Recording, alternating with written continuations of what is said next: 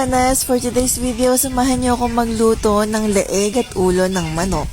Kumakain ba kayo nito, guys? So, ito na yung finished product nito. Sobrang sarap nito, guys. Leeg plus ulo ng manok.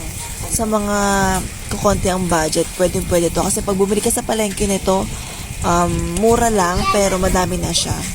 Diba? So, ayan, kain tayo. Sarap na naman ang kain ko nito.